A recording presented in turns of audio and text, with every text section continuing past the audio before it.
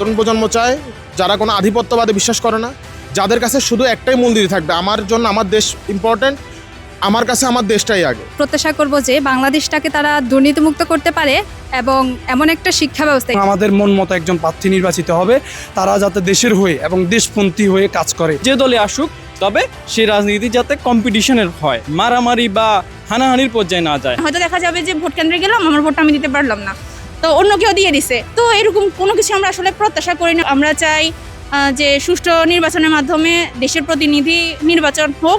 অর্থনীতি নিয়ে কাজ করবে এবং স্বাস্থ্য নিয়ে কাজ করবে। স্বাস্থ্য অবস্থা কিন্তু অনেক ভঙ্গুর।